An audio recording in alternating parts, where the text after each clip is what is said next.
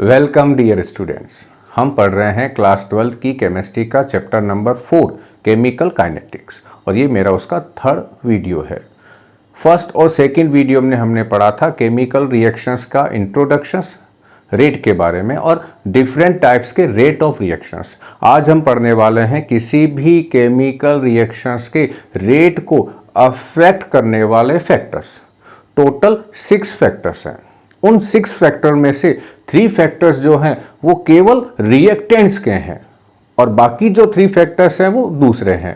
इसी से एक आइडिया क्या मिल जाता है कि किसी भी केमिकल रिएक्शंस का जो रेट है वो रिएक्टेंट पर बहुत ज़्यादा डिपेंड्स करता है।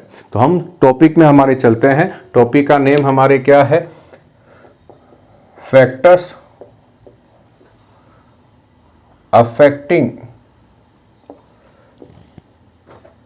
Rate of a chemical reaction, ये हमारा टॉपिक है। इस टॉपिक में फर्स्ट जो फैक्टर हमारे पास है वो है कंसंट्रेशन ऑफ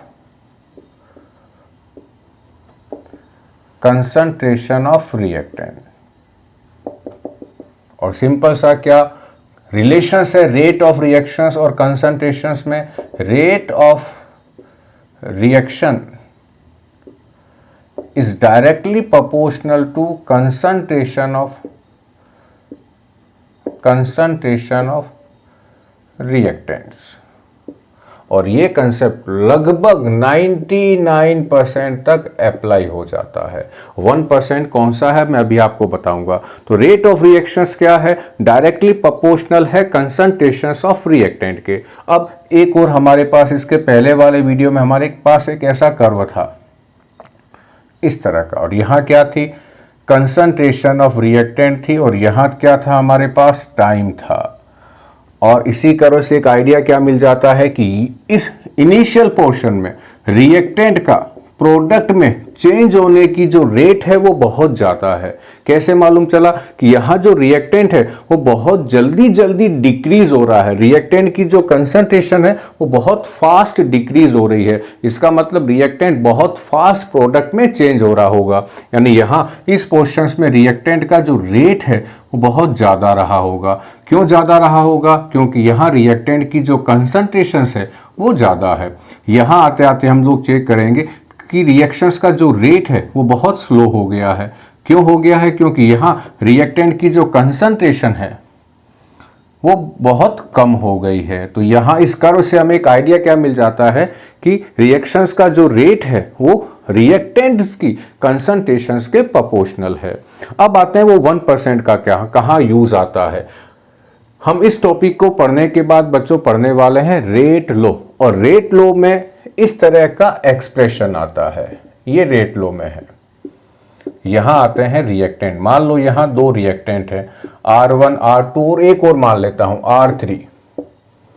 किसी केमिकल रिएक्शंस के 3 रिएक्टेंट्स हैं R1 R2 R3। इनकी कोई ना कोई पावर है। तो मान लेता हूं यहां पावर 1 है, यहां पावर -1 है और यहां पावर 0 है।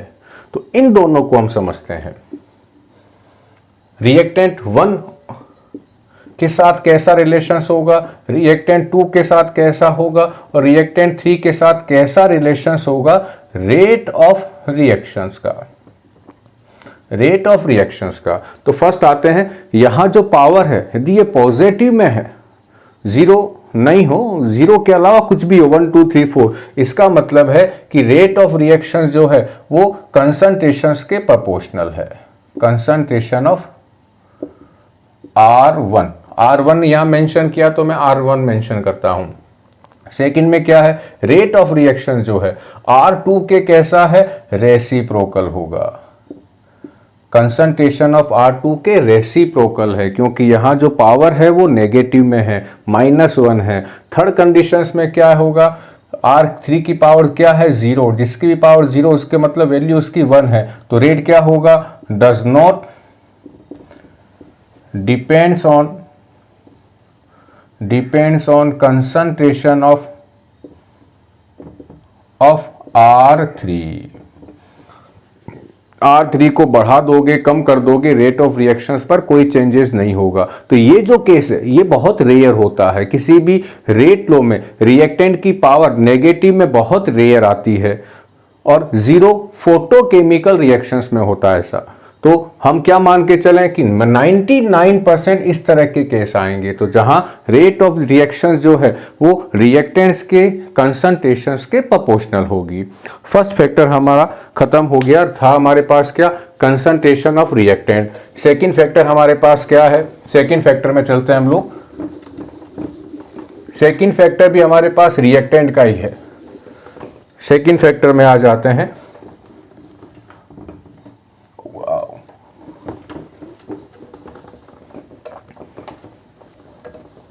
सेकंड फैक्टर है हमारे पास नेचर ऑफ रिएक्टेंट। अब नेचर का मतलब क्या है, हो सकता है कि हमारा जो रिएक्टेंट है वो आयोनिक हो, और हमें मालूम है कि यदि रिएक्टेंट्स आयोनिक है उस कंडीशन में रिएक्शंस का रेट बहुत फास्ट होता है, क्योंकि जिनको रिएक्शंस करनी है वो पहले से अवेलेबल है, और वो कौन है, आयंस। केवल क्या होना है, एक्सचेंज होने हैं आयंस के, या आयंस का एक जगह से सेकंड स्पेस पर सब्स्टिट्यूशन होना है। तो जहां आयंस होते हैं वो रिएक्शंस बहुत फास्ट होती है, उनका रेट बहुत ज़्यादा होगा। सेकंड हमारे पास है कौन हो, हमारे पास कोवैलेंट कंपाउंड्स हो। यदि कोवैलेंट कंपाउंड्स है तब हमें क्या चेक करना पड़ता है, फर्स्ट ए नेचर या स्ट्रेंथ ऑफ बॉन्ड। हमें स्ट्रेंथ चेक करनी होती है, रिएक्टेंट्स के बॉन्ड जो है उनकी स्ट्रेंथ क्या है। यदि रिएक्टेंट्स के बॉन्ड कैसे हो, स्ट्रॉन्ग हो, बॉन्ड यदि स्ट्रॉन्ग होंगे तो रेट कैसा होगा, स्लो होगा। यदि बॉन्ड्स कैसे होंगे, वीक बॉन्ड्स होंगे तो जल्दी टूट जाएंगे, तो रेट कैसा होगा, फास्ट होगा।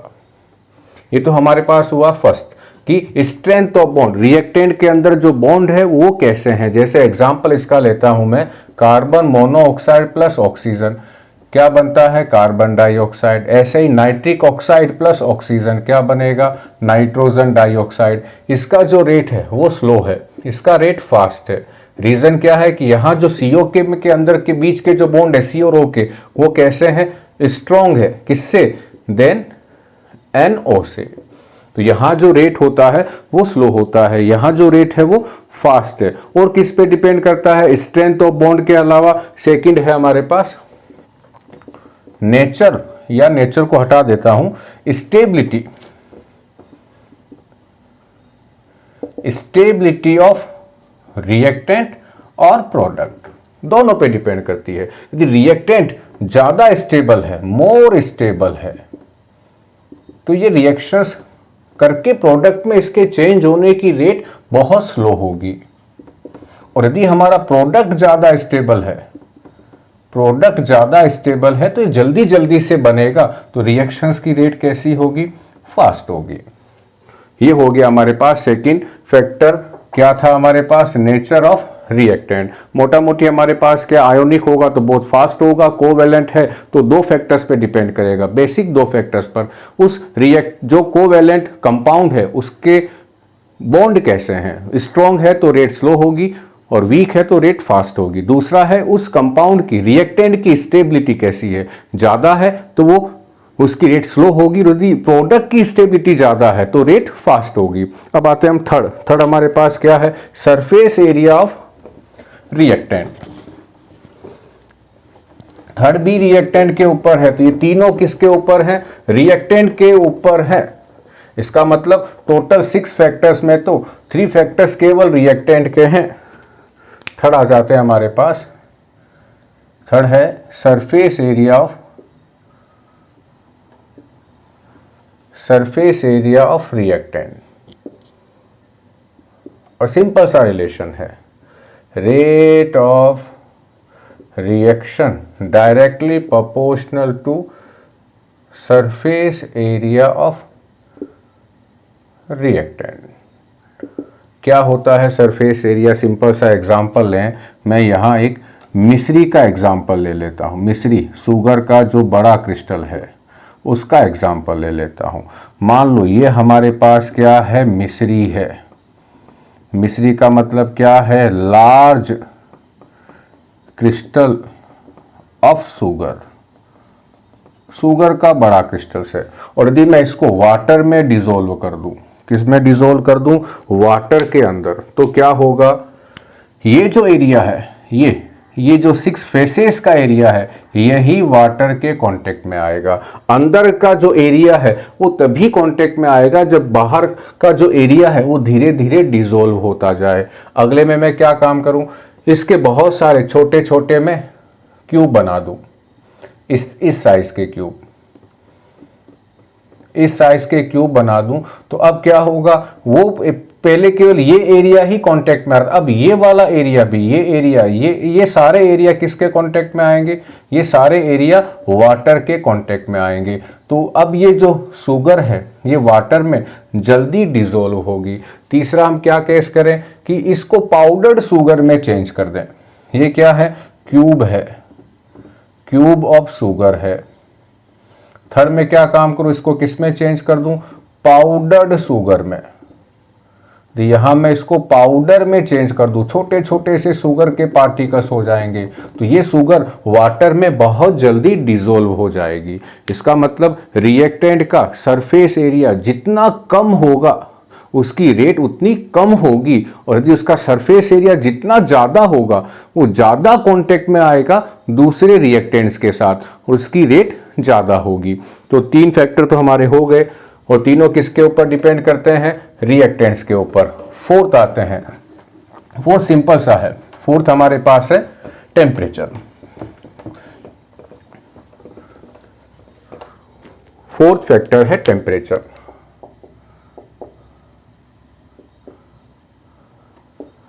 और यहां क्या कंसेप्ट है, rate of reaction directly proportional to temperature.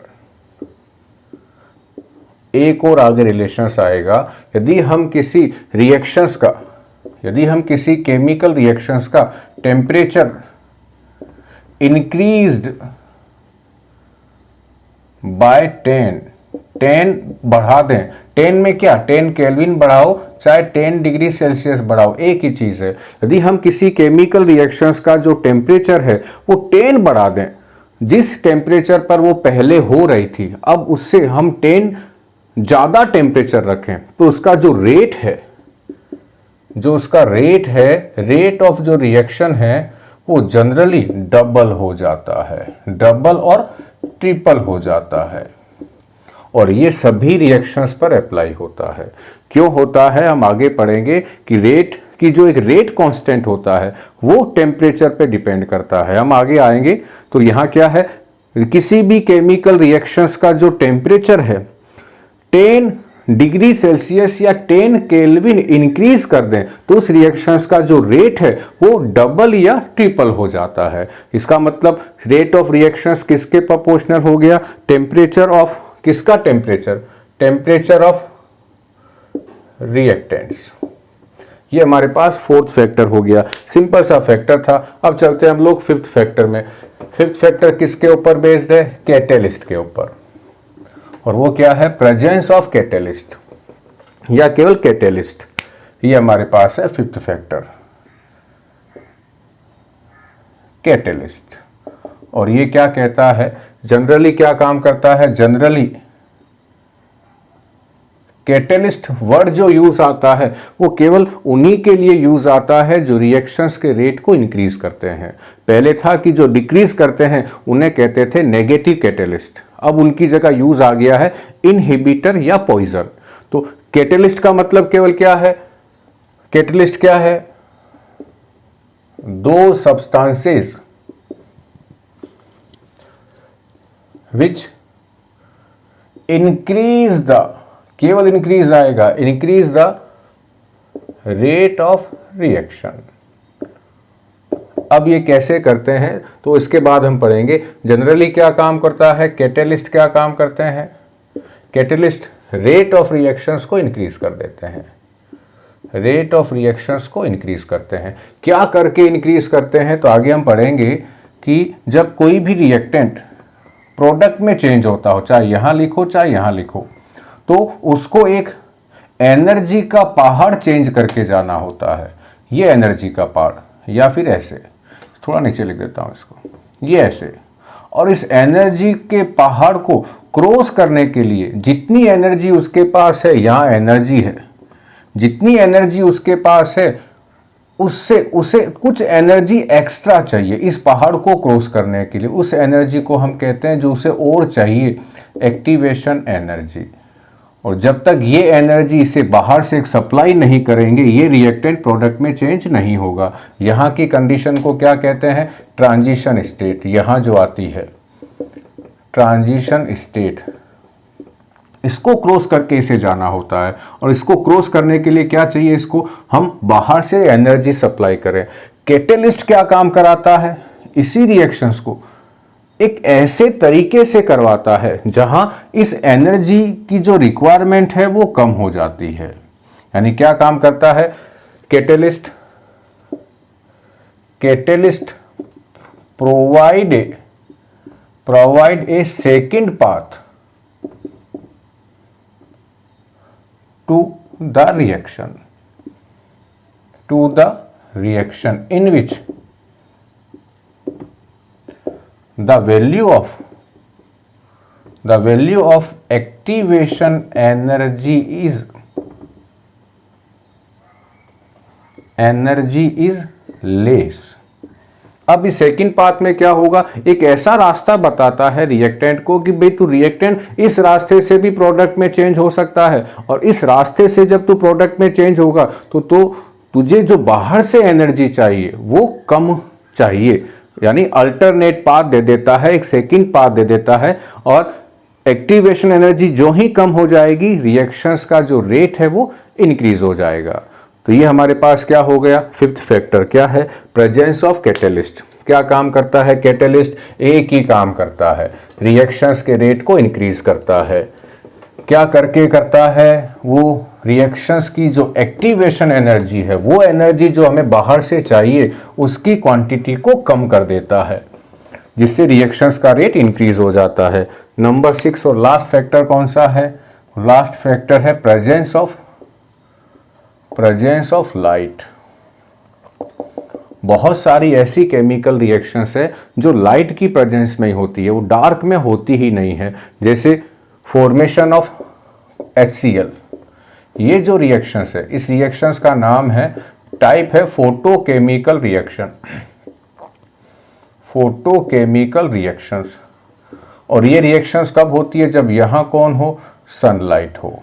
क्यों, क्या होता है सनलाइट की प्रेजेंस में, सनलाइट की प्रेजेंस में ये जो दोनों रिएक्टेंट है, ये जो फोटोन होती है E=H², उसकी एनर्जी को एब्जॉर्ब करते हैं और प्रोसीड करते हैं, प्रोडक्ट में चेंज होते हैं।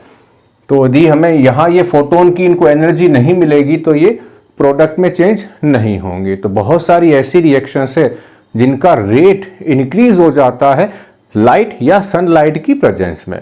तो बच्चों ये हमारे पास सारे क्या थे, वो फैक्टर्स थे जिस पर किसी भी केमिकल रिएक्शंस का रेट चेंज हो सकता है। अब हमारा अगला टॉपिक है, बहुत ही सिंपल है, लेकिन इस टॉपिक पर पूरा चैप्टर डिपेंड है, और वो है रेट लॉ। रेट लॉ क्या है, एक ऐसा एक्सप्रेशन है जिसमें हम रिएक्टेंट्स की कंसंट्रेशंस का रोल आएगा। चलिए हम आगे चलते हैं हमारे नेक्स्ट टॉपिक में। टॉपिक का नाम है रेट लॉ। रेट लॉ है छोटा सा टॉपिक, लेकिन पूरा का पूरा अब आगे का चैप्टर जो है वो बहुत कुछ इस लॉ पे डिपेंड है। रेट लॉ तो क्या है, उससे पहले हम पढ़ते हैं 1887 में गुल्डबर्ग एंड वागे ने एक थ्योरी दी थी, एक लॉ दिया था, नाम था लॉ ऑफ मास एक्शन। और उस लॉ में उन्होंने क्या कहा कि मान लो कोई रिएक्शंस है 2A + B, यहां क्या बना, प्रोडक्ट्स। और उस के लिए, इस केमिकल रिएक्शंस के लिए इनका लॉ क्या था कि जो रेट ऑफ केमिकल रिएक्शन है, रेट ऑफ केमिकल रिएक्शंस जो है वो प्रोपोर्शनल है concentration of all reactants whose power is equal to their stoichiometric coefficient। ये उसका ये लो था, लो का नाम था लो ऑफ मास एक्शंस। क्या है, किसी भी केमिकल रिएक्शंस की जो रेट है वो रिएक्टेंट के कंसंट्रेशंस के प्रोपोर्शनल तो है ही है, प्लस साथ में उन रिएक्टेंट की जो कंसंट्रेशंस है उनकी जो पावर है वो इस कॉफिशिएंट के इक्वल होगी। तो मैं गुलबर्ग-वागे के अकॉर्डिंग रेट ऑफ रिएक्शंस का एक्सप्रेशन क्या लिखूंगा, यहां हटा दूंगा, प्रोपोर्शनल लगा देता हूं और यहां ए लिखूंगा, ए की पावर 2 लिखूंगा, बी की पावर 1 लिखूंगा। और जब इस प्रोपोर्शनल को हटाते हैं, एक कांस्टेंट लगा देते हैं, तो ये के लगा दिया, ए की पावर 2 और बी की पावर 1 हो गई।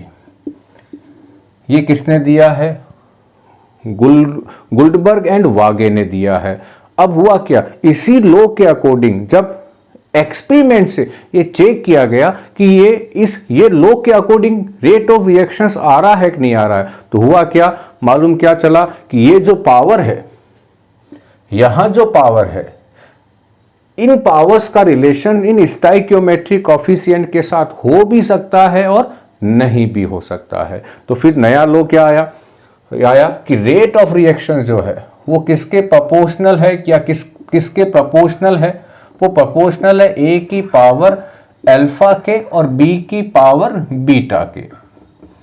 ए की पावर अल्फा और बी की पावर बीटा। फिर यहां हटा करके क्या लगा दिया, रेट इक्वल्स टू कांस्टेंट लगा दिया, ए की पावर अल्फा और बी की पावर बीटा। और क्या कह दिया कि जो अल्फा और बीटा है वो स्टोइकियोमेट्रिक कोएफिशिएंट्स के इक्वल हो भी सकती है और नहीं भी हो सकती है। और क्या कहा गया कि ये जो एक्सप्रेशन है ये केवल और केवल एक्सपेरिमेंट से मेजर होगा। हम किसी भी केमिकल रिएक्शंस को केवल देखकर उसका रेट लॉ नहीं लिख सकते। तो यही है रेट लॉ। रेट लॉ को हम, ये होगा इसका फॉर्मूला। तो रेट लॉ क्या है, हम इसके बाद लिखेंगे डेफिनेशंस। ध्यान क्या रखना है, alpha and beta calculated only by experiment. ध्यान रखना, अल्फा और बीटा को केवल एक्सपेरिमेंट से ही मेजर कर सकते हैं, हम रिएक्शंस को देखकर नहीं बता सकते। तो ये तो किसका लॉ था, गुल्डबर्ग और वागे का था। और इसी गुल्डबर्ग और वागे के लॉ में हमने एक्सपेरिमेंटल रिजल्ट के बेसिस पर कुछ चेंजेस कर दिए हैं। अब आते हैं रेट लॉ की डेफिनेशन। इसको साफ कर देता हूं। रेट लॉ की डेफिनेशन, रेट लॉ क्या है, तो मैं इसको टुकड़ों में लिखूंगा। रेट लॉ क्या है, rate law expression is a way और a method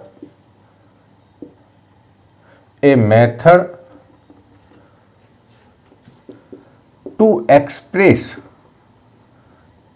the rate of reaction। ये तो हो गई हमारे पास फर्स्ट लाइन कि जो रेट लॉ है, रेट लॉ एक्सप्रेशन है, वो क्या है, एक मेथड है किसी भी रिएक्शंस के रेट ऑफ रिएक्शंस को एक्सप्रेस करने का। अब अगला क्या है, in which the rate of reaction is directly proportional to, इसको भी हटा देता हूं, directly proportional to molar concentration of reactants, whose power is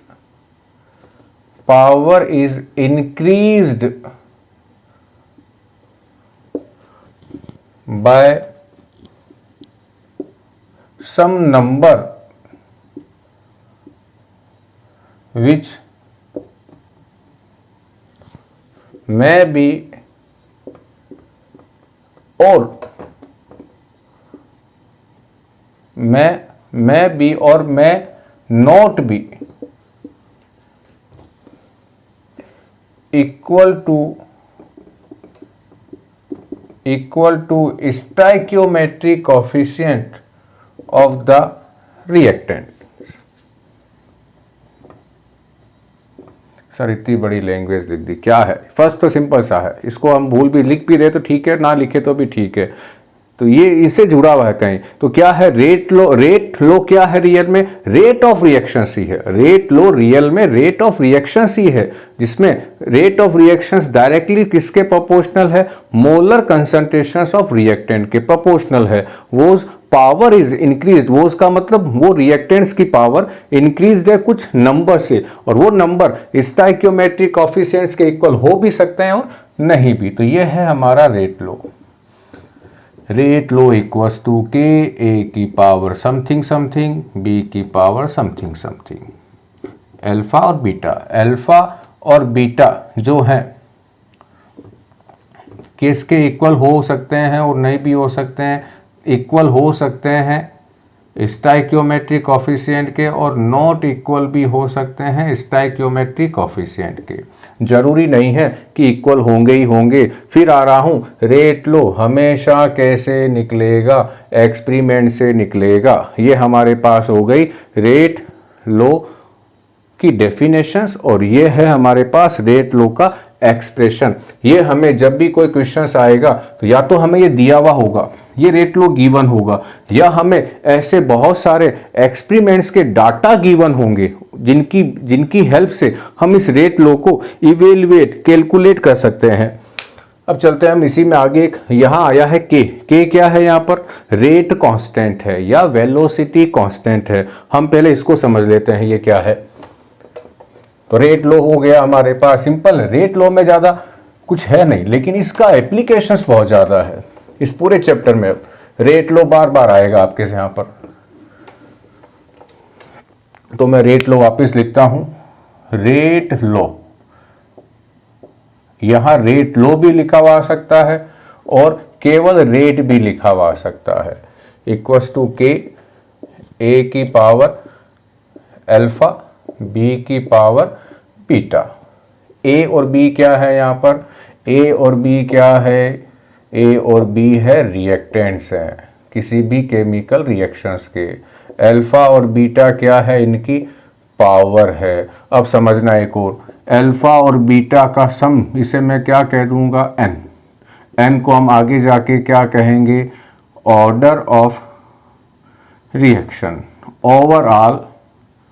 overall order of reactions. आगे जाके हम अगला टॉपिक हमारे पास ऑर्डर आएगा, तब हम चेक करेंगे कि अल्फा और बीटा का जो सम है वो क्या कहलाता है? ऑर्डर कहलाता है।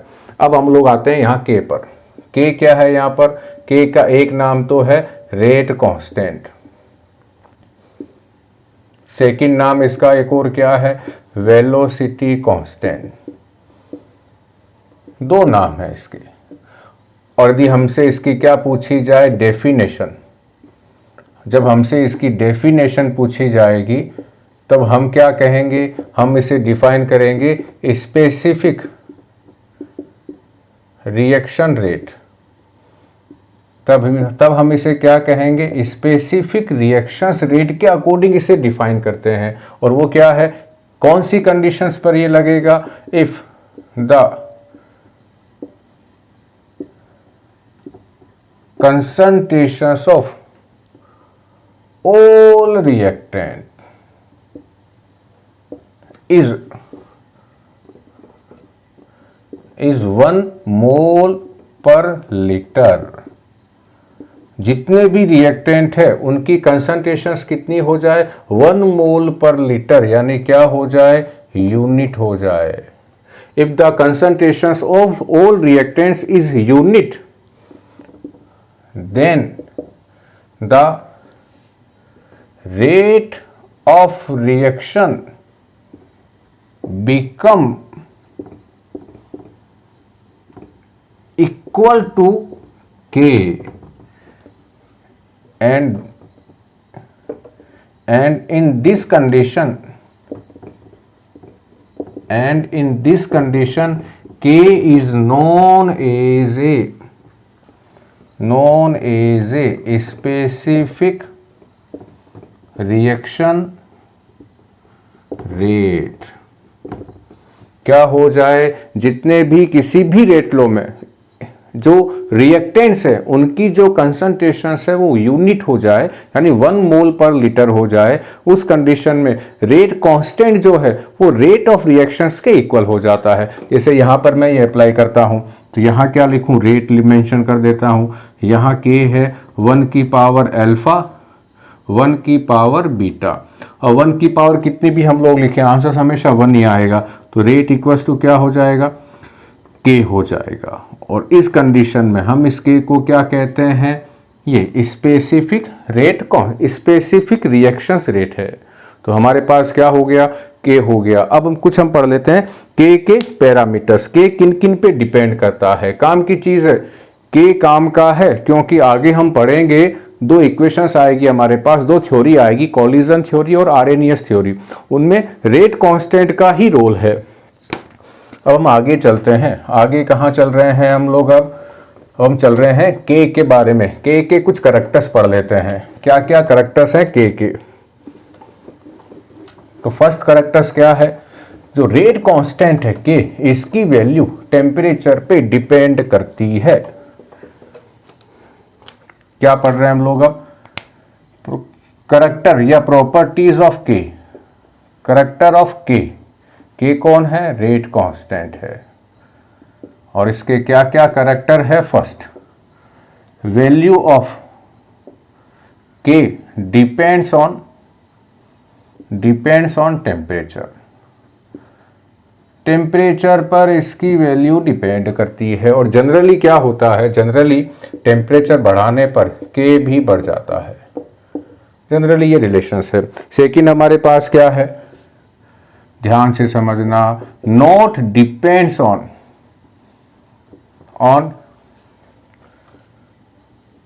इनिशियल, या इनिशियल हटा देता हूं, not depends on concentration of reactant. आप रिएक्टेंट चाहे ज्यादा ले लें चाहे कम ले लें, उसके ऊपर रेट कांस्टेंट की वैल्यू डिपेंड नहीं करती है। सेकंड हमारे पास हो गई, फर्स्ट हो गई, सेकंड हो गई। थर्ड हमारे पास क्या है, यदि के की वैल्यू लार्ज है, के की वैल्यू ज्यादा है, इसका मतलब रेट ऑफ रिएक्शन भी कैसा होगा, फास्ट होगा, ज्यादा होगा। और के की जो रिएक्शंस है वो कैसी है, स्मॉल है, तो रेट ऑफ रिएक्शन कैसा होगा, स्लो होगा। 2 चीजें हैं, के ज्यादा है तो रेट ऑफ रिएक्ट, क्योंकि ऐसा क्यों है, क्योंकि जो रेट लो हमारे पास है, rate law equals to k A की पावर अल्फा बी की पावर बीटा है, और ये के इस रेट ऑफ रिएक्शंस के प्रोपोर्शनल है। के ज्यादा होगा तो रेट ऑफ रिएक्शन ज्यादा होगा, रेट, और के स्मॉल होगा तो रेट ऑफ रिएक्शंस भी स्लो होगा। उसके बाद हमारे पास अगली फोर्थ करैक्टर्स क्या है, डिफरेंट केमिकल रिएक्शंस के लिए, different chemical reaction have different value of के। अलग अलग रिएक्शंस के लिए इनकी अलग अलग वैल्यू है। और for a reaction the value of K is constant at a particular temperature, at a constant temperature। दो अलग अलग चीज़ें हैं। फर्स्ट क्या है कि अलग अलग रिएक्शंस के लिए रेट कांस्टेंट की वैल्यू अलग अलग है। सेकंड क्या है, किसी भी एक केमिकल रिएक्शंस के लिए रेट कांस्टेंट कभी भी चेंज नहीं होता है यदि वो रिएक्शंस हर बार उसी टेम्परेचर पर कराई जा रही हो, क्योंकि टेम्परेचर चेंज होने पर के चेंज हो जाता है। और लास्ट हमारे पास क्या है, लास्ट सिंपल सा है, पांचवा इसका करेक्टर्स है और वो है यूनिट का। क्या है unit? Fifth, unit of K depends on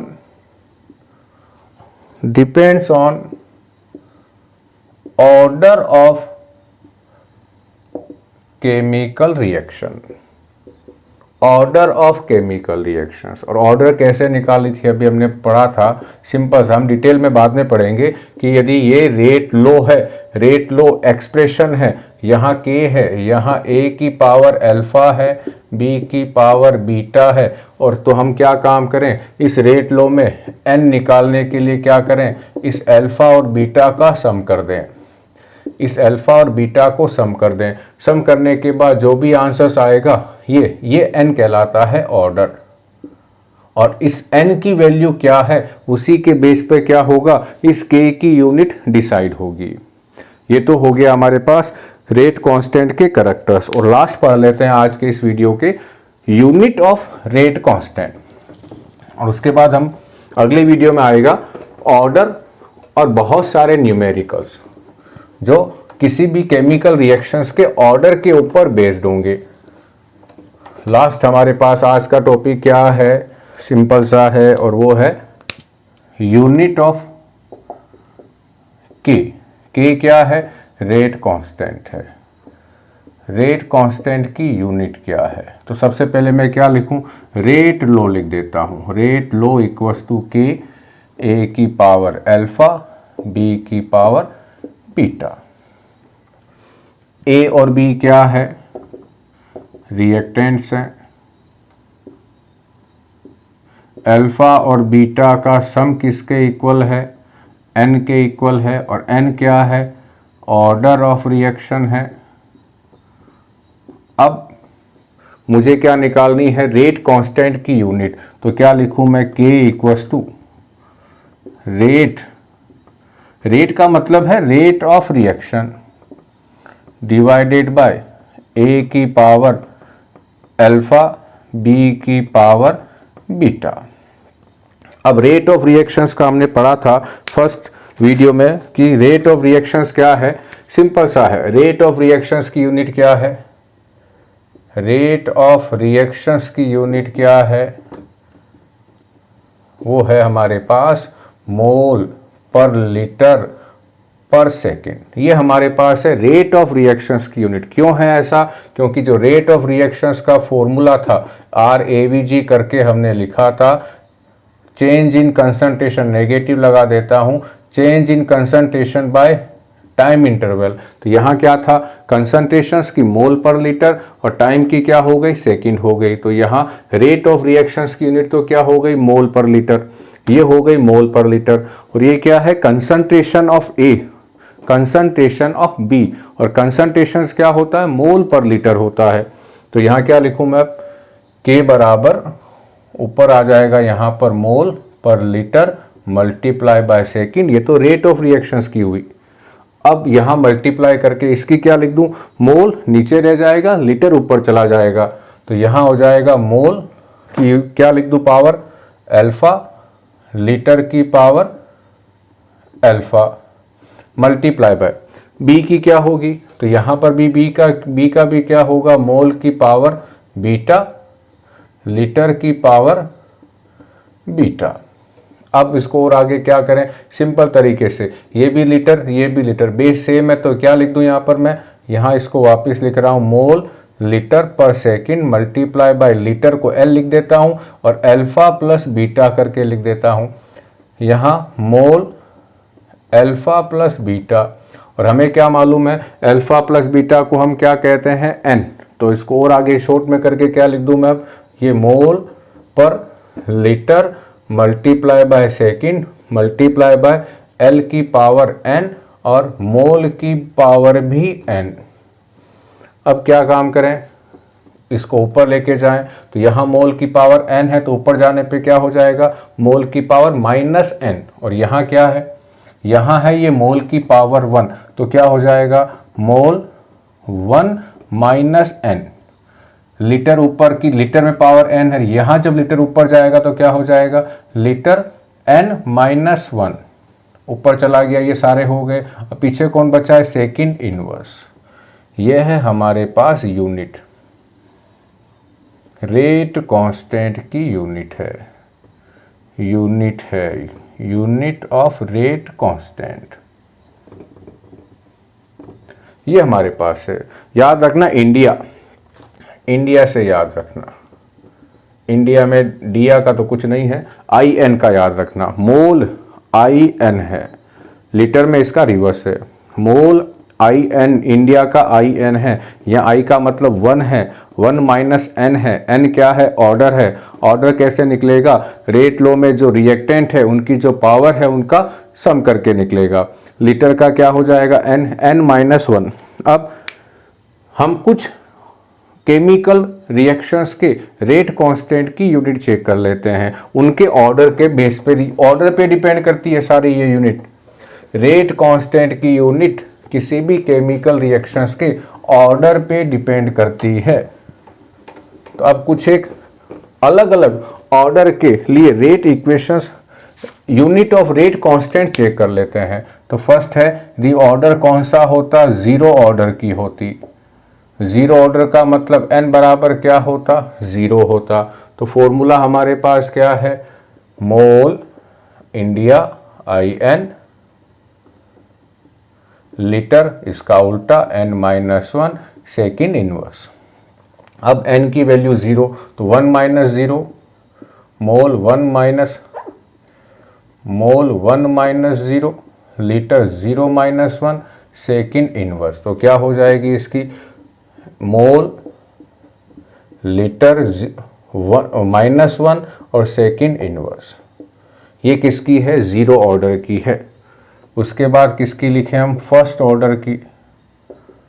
first order, ये ऑर्डर का मतलब है अलग अलग, अगला टॉपिक जो है उसमें ऑर्डर ही है। तो फर्स्ट ऑर्डर कब होगा, जब n बराबर क्या हो जाए, 1 हो जाए। n बराबर 1 का मतलब अल्फा बीटा गामा जो भी पावर है रिएक्टेंट्स की, उन सब का सम 1 हो जाए। तो यहाँ क्या हो जाएगा, ये फॉर्मूला लगाते हैं 1 minus 1, litre 1 minus 1 second inverse. तो यहाँ 1 माइनस 1 0, जो जिसकी पावर 0 होती है उसकी वैल्यू 1, 0 1 से केवल क्या आएगा, सेकेंड इनवर्स। अब आ जाते हैं थर्ड ऑर्डर की, और फर्स्ट के बाद सेकेंड ऑर्डर। सेकेंड ऑर्डर की यदि कोई केमिकल रिएक्शन होती, यानी n बराबर कितना होता, 2 होता, तो क्या लिखते, मोल I minus 2, litre 2 minus 1 second inverse. तो क्या हो जाती हमारे पास, मोल 1 माइनस 2 माइनस 1 सेकेंड, लीटर की 1 पावर 1 और सेकेंड इनवर्स। 3 ऑर्डर की होती रिएक्शन, थर्ड ऑर्डर की होती, तो हम क्या करते, यहाँ लिखते n बराबर 3, मोल IN इंडिया, तो I minus 3, litre 3 minus 1 second inverse. क्या हो जाती है हमारे पास, मोल की पावर माइनस 2, लीटर की पावर 2 और सेकेंड इनवर्स। ये अलग अलग क्या हो गई हमारे पास, रेट कांस्टेंट की यूनिट हो गई। बच्चों बहुत बार क्वेश्चन आता है कि क्या हम रेट कांस्टेंट की यूनिट से क्या ऑर्डर का कैलकुलेशंस कर सकते हैं क्या। हमारे पास क्या गिवन होगा, रेट कांस्टेंट की वैल्यू, उसके बाद उसकी यूनिट होगी। क्या हम उससे रेट ऑर्डर का कैलकुलेशन कर सकते हैं कि जैसे ये एग्जांपल लेता हूँ, यदि मान लो हमारे पास ये यूनिट दी हुई होती है, अभी तो हमें मालूम है, तो हम क्या काम करते, क्या है यूनिट, मोल माइनस 1, लीटर की पावर 1 और सेकंड की पावर -1, ये हमें यदि कोई रेट कांस्टेंट की यूनिट दे दी गई होती और हमसे क्या पूछते कि इस यूनिट के बेसिस पर क्या निकालो, ऑर्डर निकालो, ऑर्डर क्या होगा, तो सिंपल सा है, यहाँ जो चीज़ है ना, यहाँ जो भी है इसको आप किसके इक्वल कर दो, 1 - n के, या यहाँ जो पावर लीटर की है उसको n - 1 के इक्वल करके n का कैलकुलेशंस कर लो। जैसे फर्स्ट मैं यहाँ से करता हूँ तो क्या हमारे पास है 1 - n = -1, तो n = क्या हो जाएगा, इसको उधर ले जाओ, इसको उधर ले आओ, तो क्या हो जाएगा 2 हो जाएगा। तो इसका मतलब ये जो यूनिट है वो सेकंड ऑर्डर की है, सेकंड ऑर्डर की है। हम चाहें तो इस लीटर के बेस पे भी कर सकते हैं। लीटर में क्या करें, पावर क्या है यहाँ पर 1 है, तो 1 को किसके इक्वल कर दें, n - 1 के, तो n - 1 के इक्वल 1 है, तो n के इक्वल क्या हो जाएगा, 2 हो जाएगा। तो हम किसी भी यूनिट, यदि हमारे पास रेट कांस्टेंट की यूनिट गिवन है तो हम उस रेट कांस्टेंट की यूनिट से कि उस केमिकल रिएक्शंस के ऑर्डर का कैलकुलेशंस कर सकते हैं। तो बच्चों आज इतना ही हम लोग पढ़ेंगे, और आज हमने क्या पढ़ लिया है, रेट लो, रेट कांस्टेंट की डेफिनेशन, रेट कांस्टेंट की यूनिट, और वो सारे फैक्टर्स जो किसी भी केमिकल रिएक्शंस के रेट को अफेक्ट करते हैं। उम्मीद करता हूं बच्चों आपको वीडियो पसंद आया होगा। अगला वीडियो किसके बारे में आएगा, ऑर्डर ऑफ रिएक्शंस और उसके बहुत सारे न्यूमेरिकल्स। थैंक यू बच्चों।